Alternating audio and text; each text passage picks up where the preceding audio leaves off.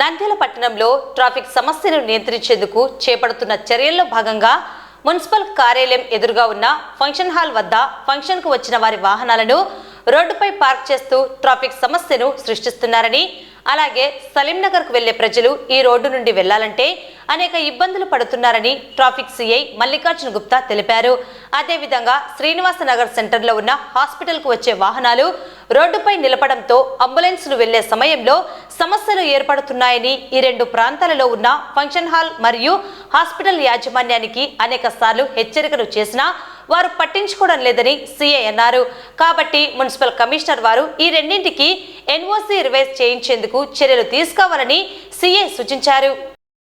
Town లో ముఖ్యంగా ఈ ఫంక్షన్ హాల్స్, తర్వాత ఈ లాడ్జెస్, ముఖ్యంగా ఈ సూరజ్ గ్రాండ్ ఈ లాడ్జికి వీళ్ళకు ఫంక్షన్ హాల్ ఉంది. ఫంక్షన్ హాల్ కు పార్కింగ్ లేదు. ముఖ్యంగా ఈ సలీం నగర్ కు పోయే దారిలో వీళ్ళు మొత్తము ఫంక్షన్ వచ్చినంత విజిటర్స్ అంతా బండ్లన్నీ రోడ్ల మీద పెట్టి ట్రాఫిక్ జామ్ చేస్తున్నారు. ఇంతకుముందు కూడా చాలా సార్లు కంప్లైంట్లు వచ్చినాయి.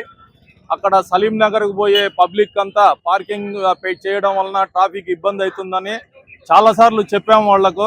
వాళ్ళు ఖాళీ ఆల్టర్నేటివ్ వాళ్ళు రెమెడీ చూసుకోలేదు. ఫంక్షన్ జరిగినప్పుడల్లా ఈ Padmavathi Nagar municipal office opposite లో పార్కింగ్ అంతా వెహికల్స్ పార్కింగ్ చేపించి ట్రాఫిక్ విపరీతమైన అంతరాయం కలగజేస్తున్నారు. అలాగే ఈ సూరజ్ హోటల్ ఒకటి, తర్వాత ఇండస్ హాస్పిటల్ కూడా, ఆ శ్రీనివాస సెంటర్ లో ఉండే ఇండస్ హాస్పిటల్ కూడా అంబులెన్సులు రావడానికి పోవడానికి, అక్కడికి వచ్చే పేషెంట్లు పార్కింగ్ చేసుకోవడానికి ఫెసిలిటీ లేదు.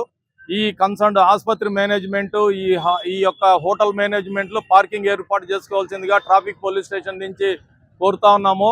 మీ వలన పబ్లిక్ చాలా ఇబ్బంది ఉంది.